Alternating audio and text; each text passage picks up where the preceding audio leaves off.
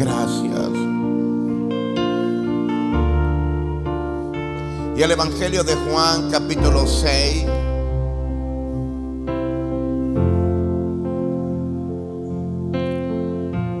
El Evangelio de Juan, capítulo 6, versículo 28.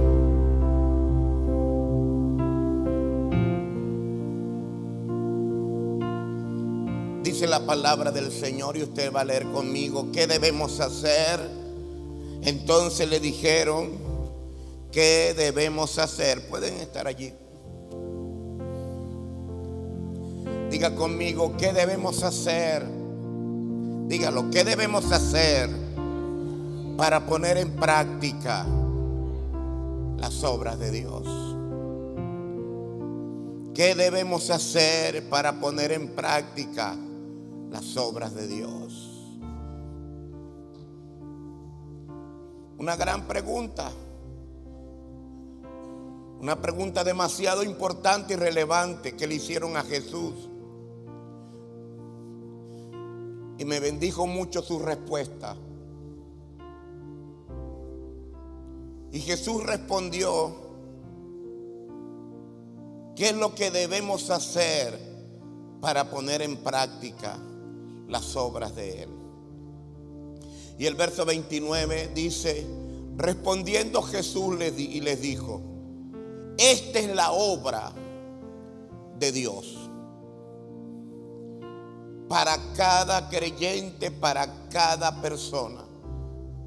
Esto es lo que debemos hacer para poner en práctica las obras de Dios. ¿Qué es lo que debemos hacer?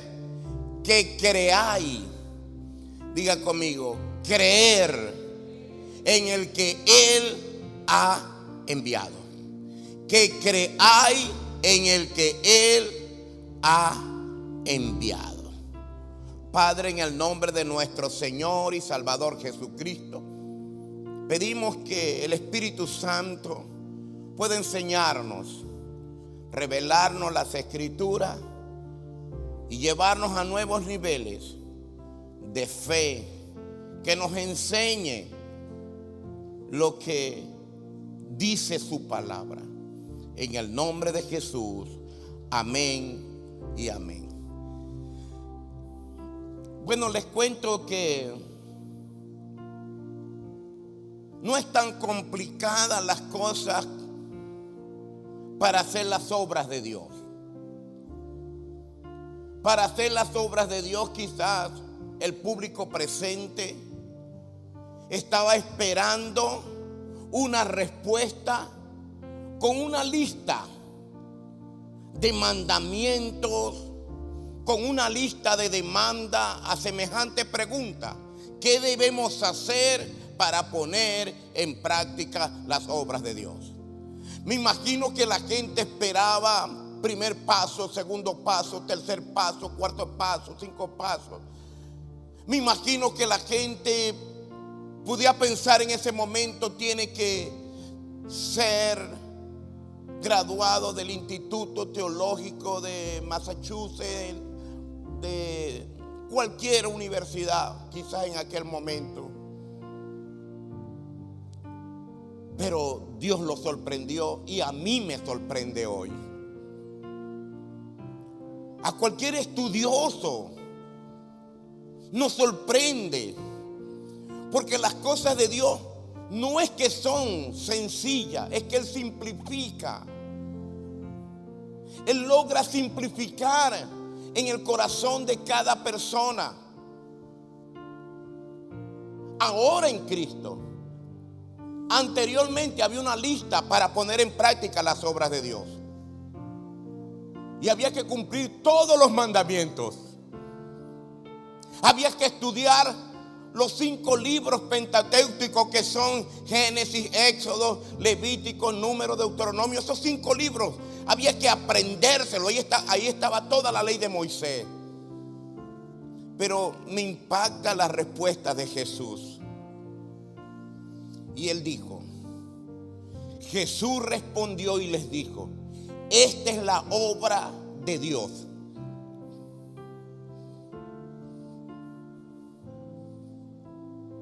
Y quizás, escuche, quizás mucha gente no ve el evangelio como el tesoro más valioso y más grande que cualquier ser humano puede tener o encontrar en la vida. Pero el día que alguien entienda que el tesoro más valioso que nosotros encontramos aquí en la tierra es Jesús, si tú sabes que tu tesoro es Él y lo encuentras, no escatimas lo que un hombre nunca escatimó cuando encontró el tesoro. ¿Por qué? Y de hecho, usted al haber encontrado a Jesús, le voy a decir algo.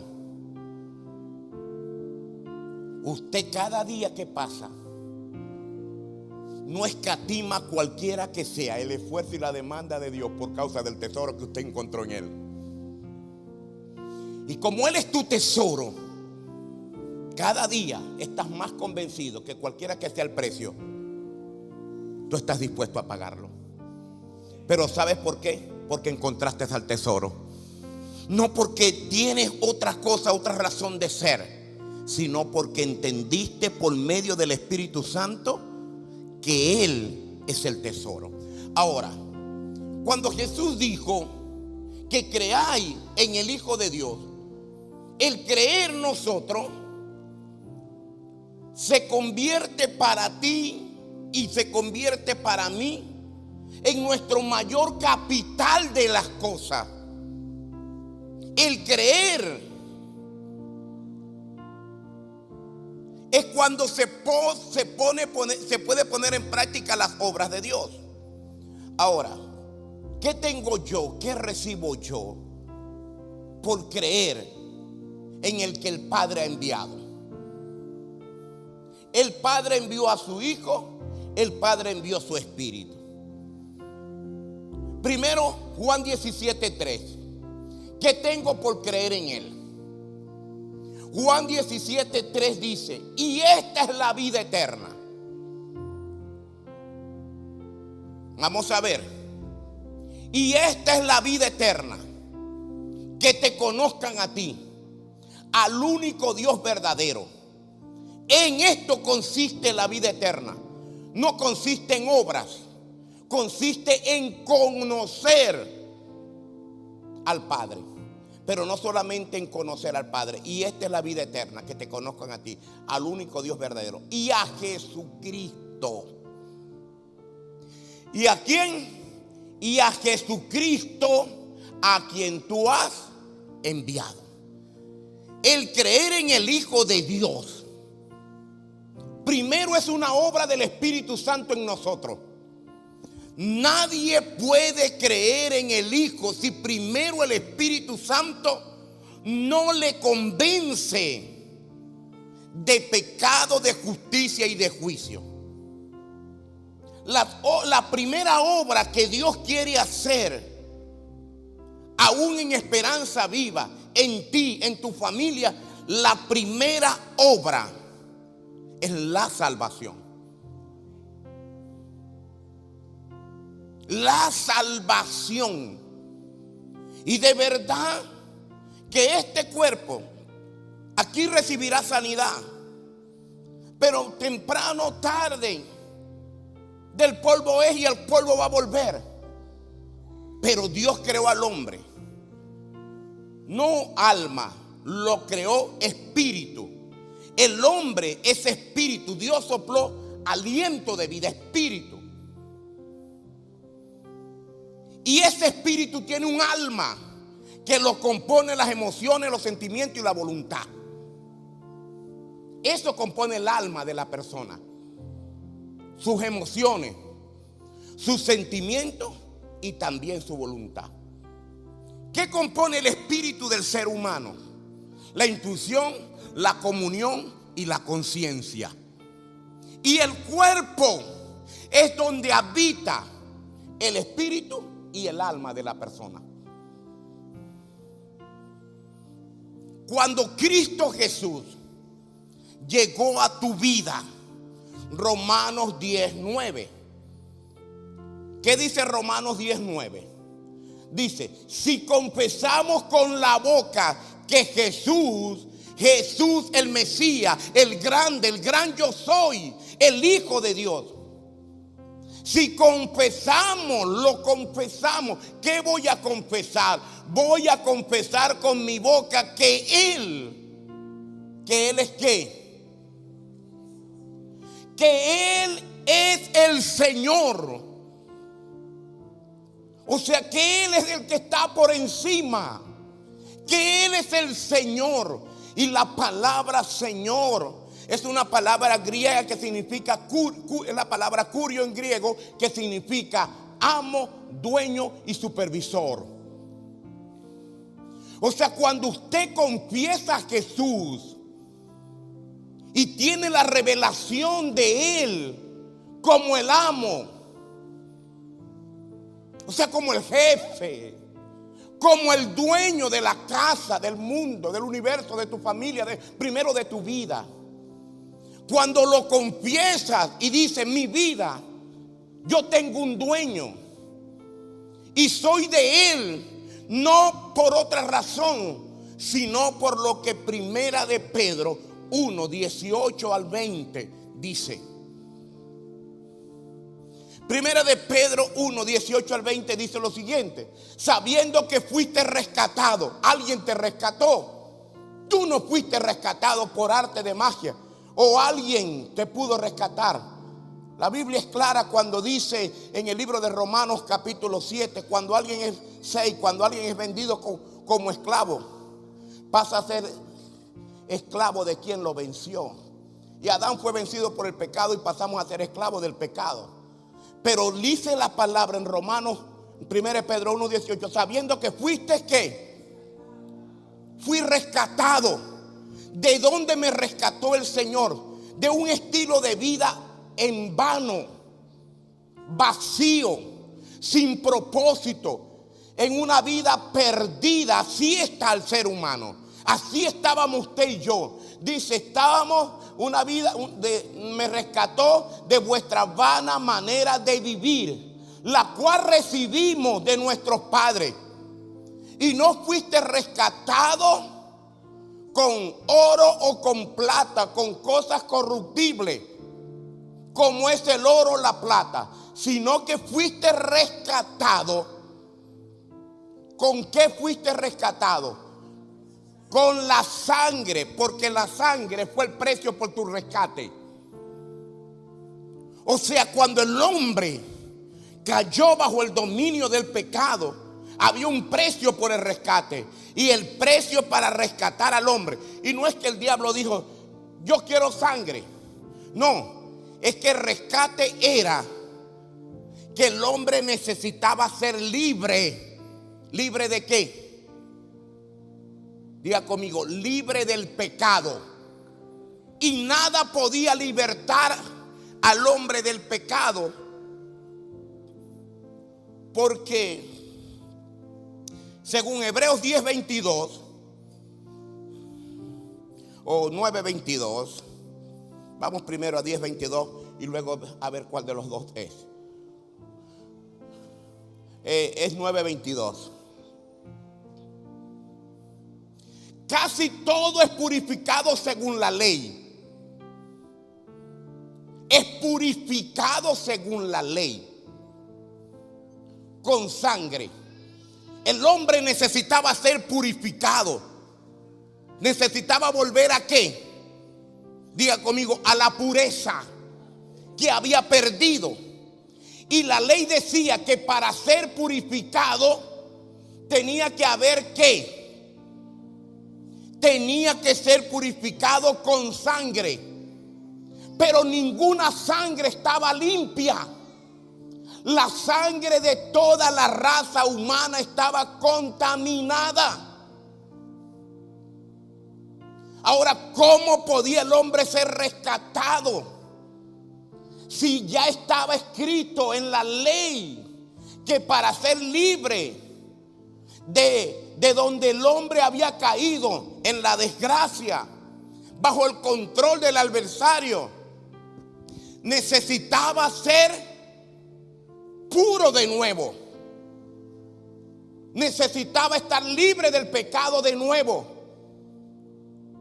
Pero para ser libre del pecado, no se podía buscar la cantidad de oro, la cantidad de plata, la cantidad de tierra, la cantidad de dinero, porque así se tuviera la cantidad de tierra, cualquier familia, la cantidad de dinero, cualquier hombre, la cantidad de influencia, cualquier empresario, nada de esas cosas corruptibles lo hacía libre de la contaminación.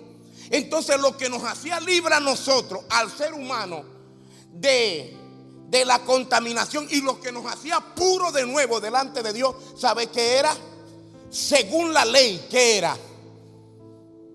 Dice, casi todo es purificado según la ley. ¿Con qué? Entonces se necesitaba sangre para que el hombre volviera a la pureza. Y a cualquier lugar donde fueran, toda la sangre del ser humano estaba ¿cómo? Contaminada. ¿Sabes qué hizo Dios? Pregunte, ¿qué hizo? Hizo una reunión en privado, dice el libro de Apocalipsis. Se reunió con su Hijo y se reunió con el Espíritu Santo. Los tres se reunieron y planearon el plan de rescate para ti, para mí. Por eso usted lo va a leer. Quizás no me da tiempo ahorita darle todo esto, pero el libro de Filipenses capítulo 3, el capítulo 2 del 5 en adelante, dice que Él, vamos un momentico y luego volvemos acá. 2, no 3, capítulo 2, verso 5. Haya pues en vosotros este sentir que hubo en ¿quién? En Cristo Jesús. ¿Cuál fue el sentir que hubo en Cristo Jesús? El cual, siendo en forma, no estimó el ser igual como cosa que aferrarse, sino que Él se vació. Cuando habla de despojarse, dice, es vaciarse de su prerrogativa como Dios, sino que se vació. Dice, despojándose a sí mismo, tomando forma de ¿qué? De siervo, y hecho semejante ¿a quién? Se hizo semejante a los hombres. ¿Para qué el Hijo de Dios? ¿Para qué se hizo semejante a los hombres? Para que con su sangre poder redimir tu vida y mi vida. Por eso es que Efesios 1:7 y Juan 1:7, Efesios 1:7 dice, en quien tenemos ¿qué? Redención. La palabra redención, cuando usted busca el significado de la palabra redención, es una palabra que en el griego es agorazo, hexagorazo y lutro, que significa comprar, sacar y poner en libertad. Esto es lo que significa la palabra redención. O sea, entonces dice, en quien tenemos, o sea, en quien fuimos comprados, sacados y puestos en libertad. En quien tenemos redención. Ahora, fuimos comprados, sacados y puestos en libertad mediante algo. ¿Mediante qué? ¿Por qué? Por su sangre. Por su sangre. Por eso usted y yo pertenecemos a Él. Él nos compró con su sangre. Porque redención significa comprar, diga conmigo, comprar, sacar y poner en libertad. Todos necesitábamos ser rescatados. Fuiste rescatado. No con oro ni con plata. El rescate era el precio que se exigía. Y el precio que se exigía era que para que el hombre estuviera puro de nuevo, limpio de nuevo, necesitaba ser limpiado. Ahora, ¿qué limpiaba al hombre del pecado? Diga conmigo, nada lo limpiaba. Solamente según la ley. Según la ley, escuche, solamente se podía el hombre ser limpiado, según lo que leímos en Hebreos 9:22. Vamos a repetirlo de nuevo, Hebreos 9:22. Casi todo es purificado, según la ley, con sangre. Y sin derramamiento de sangre, no sé qué. No se hace, o sea, no se puede comprar, no se puede sacar, ni se puede dar en libertad a nadie. Tiene que haber derramamiento de sangre. Ahora, en el antiguo pacto, los sacerdotes derramaban sangre, y usted lo puede leer en todo el libro de los Hebreos. Si usted lee Hebreos capítulo 9, usted va a entender allí todo lo que le estoy ahorita explicando. Pero le quiero decir a cada uno de ustedes que para poner en práctica las obras de Dios, usted tiene que creer en su Hijo. En ese Hijo que se hizo siervo, que se vació, que fue a la cruz del Calvario. Ok. Sí.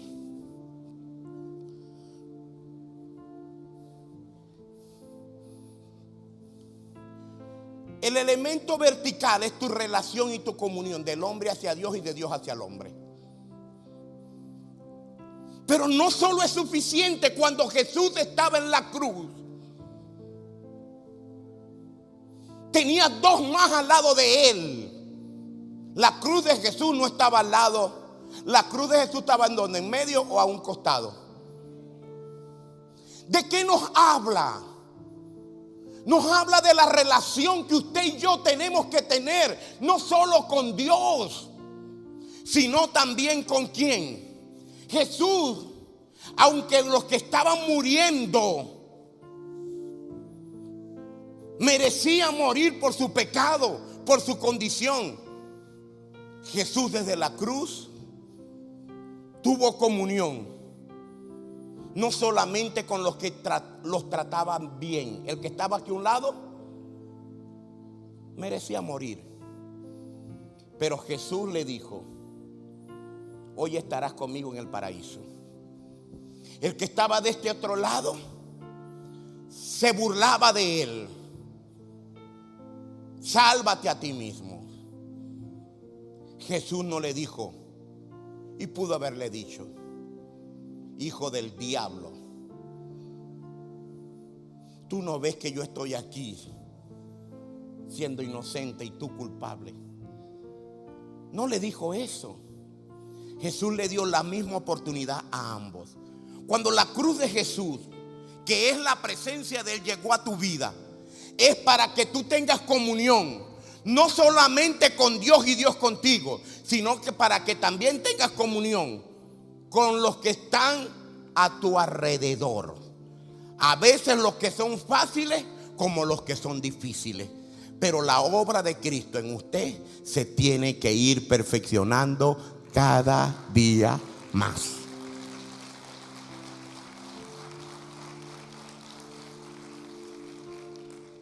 Creer en el Hijo de Dios es tu mayor capital. ¿Qué produce en mí? El Evangelio de Juan, capítulo 14, versículo 12. Dice: de cierto os digo, que el que en mí, dijo Jesús, el que en mí cree, Porque una cosa es creer en algo y otra cosa es creer en alguien. La mayoría de la gente cree en algo, pero Jesús no está hablando aquí de creer en algo, sino de creer en alguien. Por eso Él dice acá: de cierto os digo. Cuando usted consigue la palabra, la escritura que dice de cierto, le está diciendo: oigan, escuchen. Presten atención. Ese es el significado de la palabra de cierto. Oigan, escuchen, presten atención acerca de lo que viene después de eso. ¿Y sabes qué era lo que venía? Algo muy importante, relevante. Como cuando íbamos a las universidades o quizás al liceo y te estaban dictando y te hacían poner subraya esto, ponga 2 puntos, como para que supiera cuáles eran las características o el concepto de lo que te estaban dando. Y tú lo subrayabas porque de seguro eso iba ¿para dónde? ¿Para el examen o para el interrogatorio? Entonces Jesús, cuando dice aquí de cierto os digo, está diciendo: subrayen esto, porque esto va para el examen. Esto es importante porque es como decía, nos reuníamos en grupos y decíamos: no, esta pregunta esa va. ¿Sí o no? Y usted, cuando hacía su cuestionario para estudiar, porque estoy seguro que usted lo hacía, yo hacía mi cuestionario para estudiar. Y eso lo hacemos no cuando estamos en la universidad, desde primaria. En bachillerato también hacíamos hojas de exámenes con, muchas veces estudiamos y a veces las preguntas no eran las que hacían. Pero el Señor dice: estas preguntas sí van a salirte en la vida. De cierto os digo, que el que en mí ¿qué? Entonces quiero que entiendan que esto es lo relevante para alguien. Que usted en este tiempo crea, pero no va a creer en algo. ¿Qué es creer en algo? Creer en algo: ay, mañana voy de viaje. ¿Esto es creer en qué? En algo, no creer en alguien. Jesús no nos está hablando de creer en algo. Jesús nos está diciendo: el que en mí. Ahora, una cosa es creer en Él. Y ese es el primer paso. ¿Cuál es el primer paso? Creer en Él, el que en mí cree. Y el segundo paso es creerle a Él. Porque lo que te garantiza, escuche, Jesús, diga conmigo: Jesús es la puerta. Yo creo en Él, Él es la puerta. Él lo dice en Juan 14:6: yo estoy en la puerta y el que por mí entrare. O yo soy el camino, la verdad y la vida. Juan 10 dice: yo soy la puerta. El que por mí entrare tendrá ¿qué? Tendrá salvación, vida eterna. Ok. Pero les quiero decir algo: el que en mí cree, una cosa es que como iglesia y como creyente creamos en el Hijo de Dios. Y ya usted creyó en Él.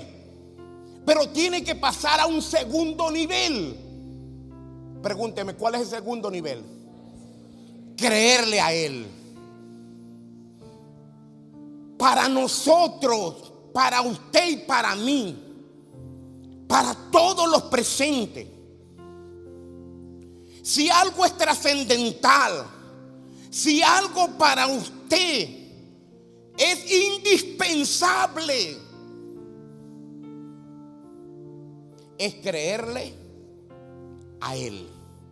Diga conmigo: creerle a Él. Porque el que usted le crea a Él, entonces eso trae una activación de la bendición. No en creer en Dios, sino en creerle a Dios. El primer paso es creer en Él. El segundo paso es creerle a lo que Él dice. Jesús dijo: el que en mí cree. Ahora, ¿qué pasará? ¿Qué les pasará? ¿Qué les sucederá? ¿Qué le acontecerá a los que creemos en Él? Dice, las obras que yo hago. Diga conmigo, obras que Él hace, no que Él hizo. Las obras que yo, no se han terminado las obras que Él hace. No las obras que yo hice, no. Ahora, ¿cuáles son las obras de Él? Hechos 10:38. Estas son las obras que Él hizo. Diga conmigo, ¿cómo Dios ungió?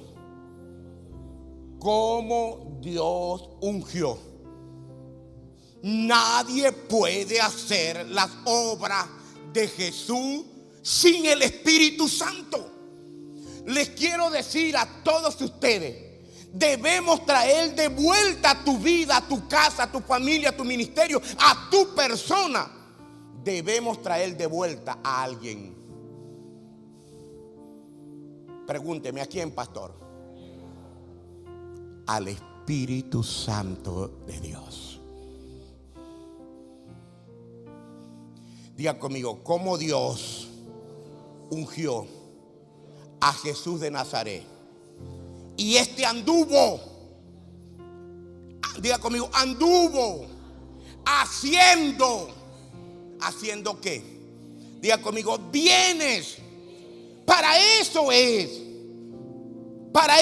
que el Espíritu Santo fue enviado del Padre a tu vida y a mi vida, para ser ungido con el Espíritu Santo, con poder a Jesús de Nazaret. Pero escuche, antes del poder está la persona.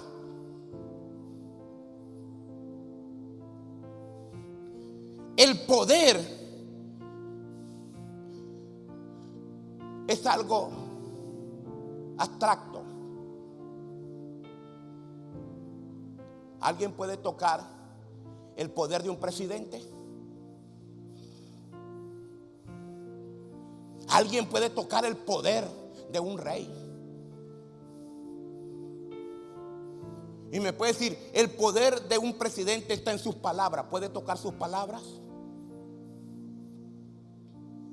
Escuche esto.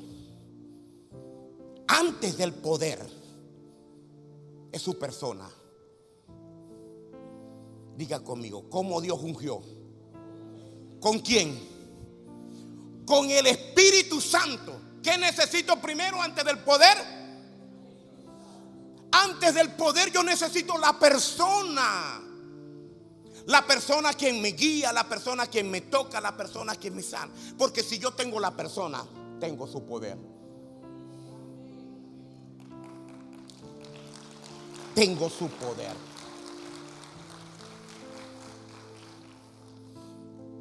Por eso vamos a traer de vuelta al que el Padre envió. Y este anduvo haciendo ¿qué? Bienes. Y esos bienes fueron estos: sanando a todos los enfermos o a los oprimidos por el diablo, porque Dios estaba con él. Y es nuestro turno. Es el turno según Juan 14:12. Es el turno de los que hemos creído en el Hijo de Dios. De cierto os digo, que el que cree en mí, las obras que yo hago no se han terminado. Las obras que yo hago. Ahora, Él dice, Él no habla de pastores, no habla de profetas, no habla de evangelistas, no habla de los que están aquí en el púlpito, no habla de los grandes nombres o de los grandes ministerios. Habla de los que creen en Él. Si usted cree en Él, el Señor te dice, las obras que yo hago, ustedes las harán también y aún mayores, porque voy al Padre. El poder de Dios no se limita. Dice, las obras que yo hago, Él. ¿Quién es Él? El que tiene a su lado, usted. ¿Quién es Él? Usted. Él las hará también. ¿Y aún qué? Y aún mayores, porque voy al Padre. Y luego dice, así que la primera obra que Dios nos mandó a hacer es salvar las almas. A Egipto he dado por tu rescate y a Etiopía por ti. O sea, nosotros estamos para ser los instrumentos de Dios, para ser los José de nuestra casa, de nuestra familia, para ser los Noé de este tiempo, que construyen el arca de salvación para la familia. Ser los Pablos que anuncian, si crees en Jesucristo, serás salvo tú y también tu casa. Y esta iglesia, Dios la ha tomado para eso. Dios nos dijo, lleven mi esperanza. Lleven mi esperanza a la nación. Lleven mi esperanza a la familia. Y luego dice el verso 13, no solamente eso, sino que les dijo, todo esto es el respaldo. Y todo lo que le pidan al Padre, y todo lo que pidieran al Padre en mi nombre, lo haré. Porque el Padre, o para que el Padre sea glorificado en el Hijo. Y el 14 dice, si algo pidieres en mi nombre, yo lo haré. Ponte de pie, porque tenemos, el tiempo nos favorece.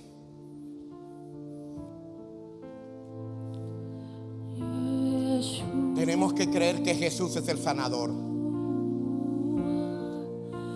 Él llevó tu enfermedad en la cruz, para que todo lo que le pidas al Padre en su nombre, yo lo haré. Gracias. Gracias, Espíritu Santo.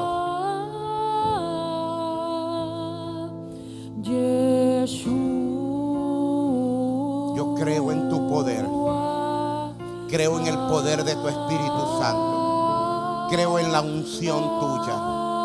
Creo en el poder del Espíritu. Creo en la presencia.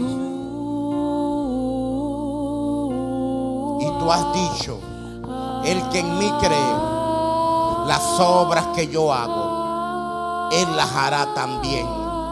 Y aún mayores, porque voy al Padre. Señor, y la obra que tú hiciste fue sanar a los enfermos. La obra que tú hiciste fue salvar a los perdidos. La obra que tú hiciste fue libertar a los oprimidos. La obra que tú hiciste fue deshacer toda tiniebla en las vidas y en los corazones. Por favor, Dios, por medio del Espíritu Santo, tu obra maravillosa y tus milagros sucedan.